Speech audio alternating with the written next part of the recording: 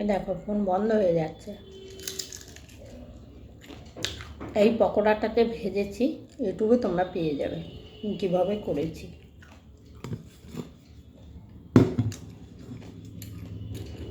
পকোড়াও ভাজা শেষ, ফোনও বন্ধ হয়ে গেল নিজের থেকে, এখনও আবার তাই।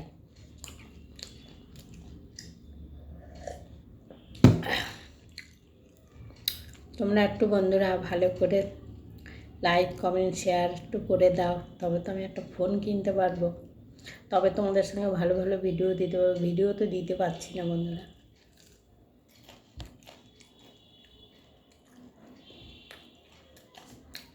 তোমরা যদি একটু শেয়ার করে দাও, হয়তো দুটো পয়সা পাবো, তাই দিয়ে একটা ফোন কিনতে পারবো।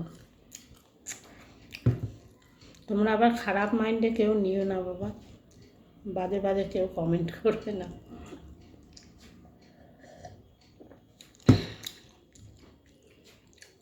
পকোড়াটা দারুণ হয়েছে খেতে।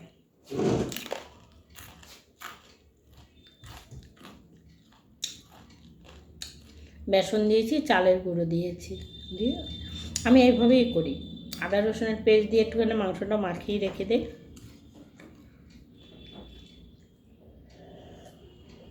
আরও একটা ভাবে করি, মাংসটা কষিয়েও করি কখনো, সেটাও খেতে এর থেকে অন্যরকম লাগে সেটা আবার।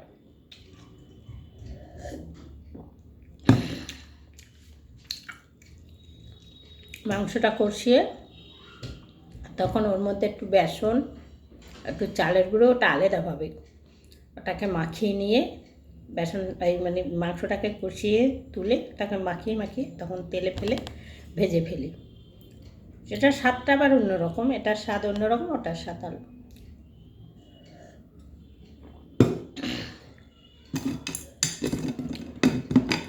রসুনটা হেভি লাগছে খেতে।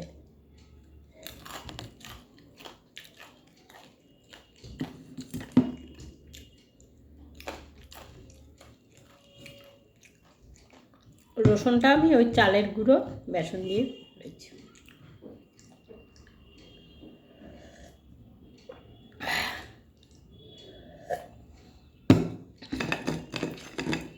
ফোনের জন্য বন্ধুরা কিচ্ছু করতে পারছি না, কি করব।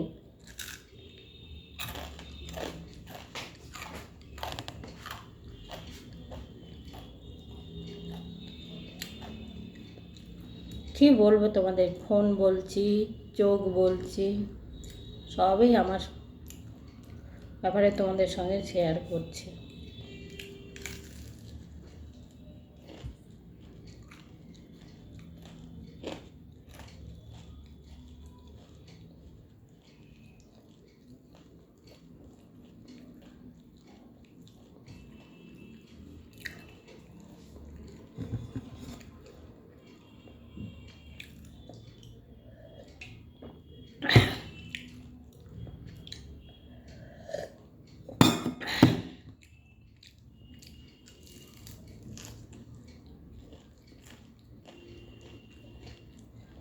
ডগিটা রান্নাঘরে বারান্দায় বের করে দিয়েছিলাম যে পেচ্ছাপ করবো, করলো না, শুয়ে থাকলো। বারান্দায় প্রচুর মশা, দিয়ে ডেকে ডেকে নিয়ে গেলাম রান্নাঘরে।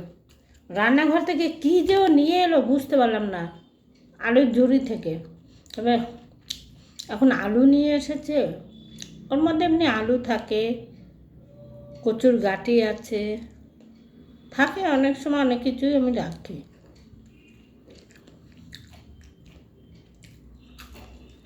কিছু একটা নিয়ে এসে ঘরে ঢুয়ে পড়েছে।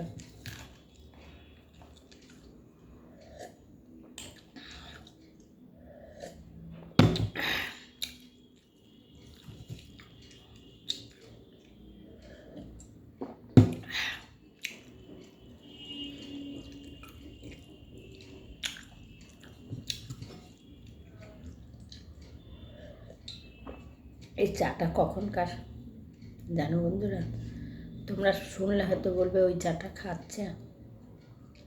এই চাটা সকালে করেছিলাম, সকালে দুবার খেয়েছি, অনেকটাই চা হয়েছিল। সেই চাটা আবার এখন গরম করে খাচ্ছি। ফেলে দেবো, ফেলে দিলেই তো ফেলে দেওয়া হয়ে যাবে, তার থেকে খেয়ে নিচ্ছি, কাজে লাগবে।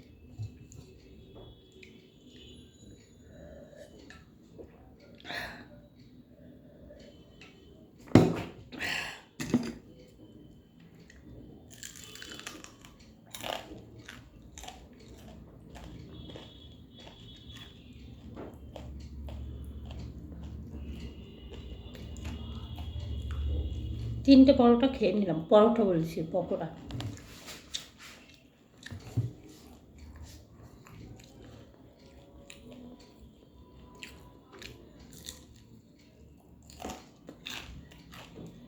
অনেক দিন থেকে খেতে ইচ্ছা করছে,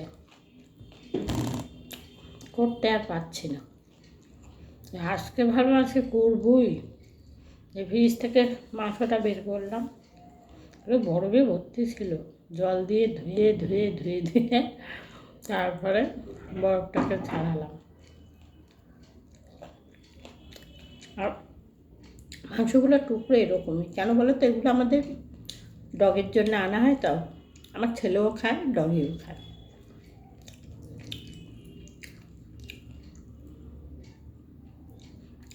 আমার ছেলে ডগিরটা খায় না আর কি, মাংসটা আনা হয় ওদের দুজনের জন্যই রান্না করা হয়, ওরটা আলাদা, একটা আলাদা। আমি সেটাই বলতে চাইছি, তোমরা আবার অন্য কিছু ভেবো না বন্ধুরা।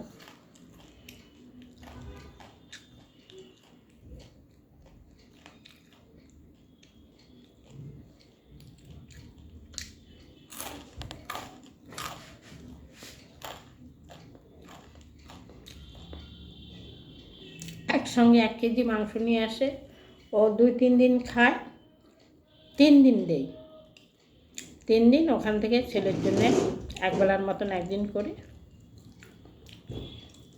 ওকে দেই, 3 দিন। ও মাংস প্রতিদিনই খায়, প্রতিদিনই মাংস খায়। কালকে কি করেছিলাম, কালকে আমি খিচুড়ি করে দিয়েছিলাম, অল্প ডাল দিয়ে, চাল দিয়ে, তোমার গাজর সবজি যা যা দেওয়া হয়, বিট, গাজর, বিনস, ক্যাপসিকাম সব কিছু দিয়ে খিচুড়ি করেছি। এটা এমনিতে তো খাওয়া নিয়ে বদমাশি করে, খেয়ে নেয়, বদমাশি করে খেয়ে নেয়। কালকে যত মুখে দিচ্ছি তত ফেলে দিচ্ছে, সে মানুষে যেমন ধৌ করে ফেলে ওরকম করে ফেলছে। কিছুতেই খাওয়াতে পারছি না, আর শুধু দৌড়ে দৌড়ে পালাচ্ছে। দৌড়ে তো পালায় এমনিতেও, কালকে আবার বেশি করেছে, দেখা তো মাংস টাংস দেয়নি কালকে। রাত্রে আমি ভাবলাম দুপুরে হয়তো কোনো অসুবিধা, রাত্রিবেলা খাওয়াতে গেছি, সেই একই পরিস্থিতি, খাবে না, মানে ভাত দেখেও গিয়ে শুয়ে পড়েছে, জানি মাংস নেই। আমি কালকে ইচ্ছে করেই দেইনি, ছেলেও জানে না যে আমি দিইনি। ছেলের কথা হচ্ছে ও খাবে না, ও আগে ওর কুকুরকে খাওয়াতে হবে, ওর কুকুরকে প্রতিদিন মাংস দিতে হবে। দিয়ে আজ সকালে বলছি, কালকে না ওকে মাংস দেয়নি, ও এমনি এমনি করছে। বলছে ও বাবা, আমি জানি না তাই না, আমি রাত্রেই ওকে সেদ্ধ করে খাওয়াতাম।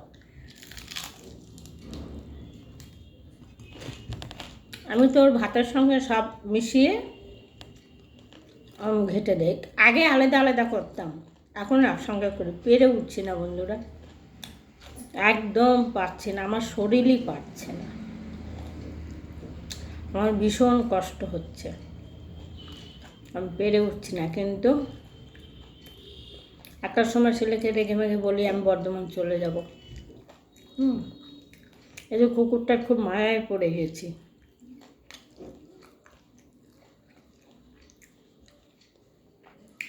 আমি চলে গেলে আমার ছেলে ওকে খাওয়াবে না, আমার ছেলের জন্য কষ্ট নেই, কষ্ট হচ্ছে ওর জন্য আমার।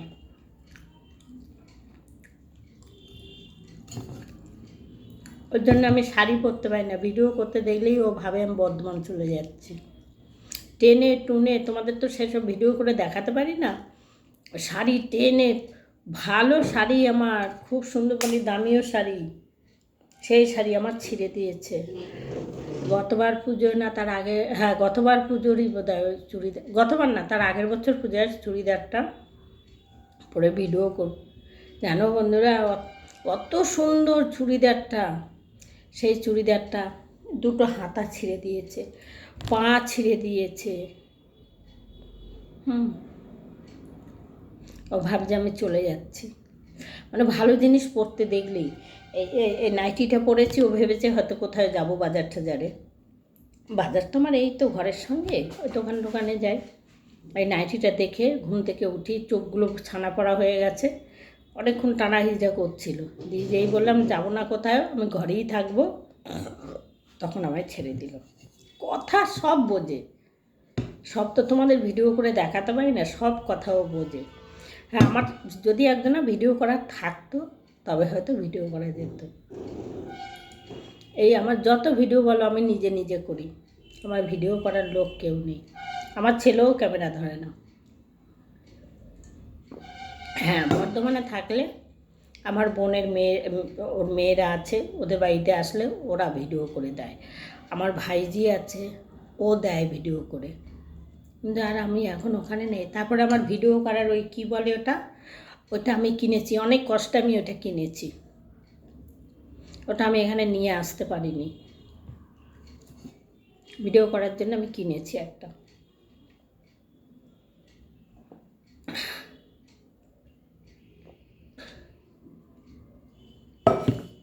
কিন্তু এখানে তো নেই, সেটা রয়েছে বর্ধমানে।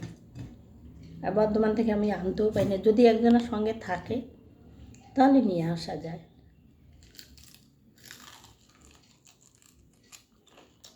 যত ভিডিও সব এই হাতে ধরে ধরে করছি। আর এই টেবিলের উপরে জলের এমনি গানের যে ভিডিওগুলো করি, এই যে জলের বোতলের সঙ্গে, আজকে তোমাদেরকে বলছি, জলের বোতলের সঙ্গে দেখে তারপরে আমি ভিডিও করি। দেখবে ভিডিওগুলো ঠিক মতন একার সময় আসছে না, ভিডিও করতে করতে মোবাইলটা পড়ে যাচ্ছে। এই খাবার ভিডিও করছি তাও পড়ে যাচ্ছে, এমনিতে যেন মোবাইল আমার খারাপ।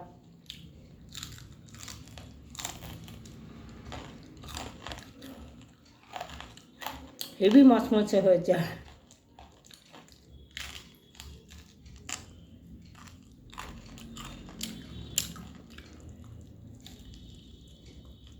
হাতটা পর্যন্ত উড়িয়ে যাচ্ছে।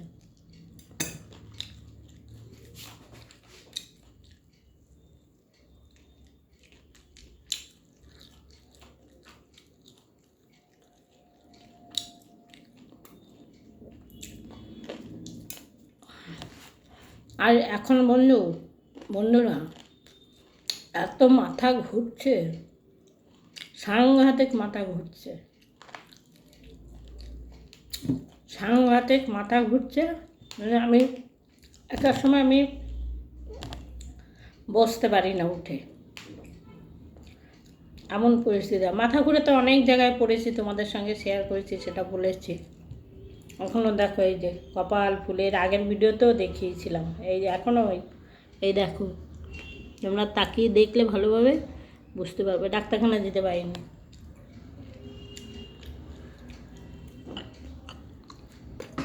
খুব ব্যথা। এই চশমা পরছি, এখানটা লাগছে, সেটা ডগের জন্যই হয়েছিল।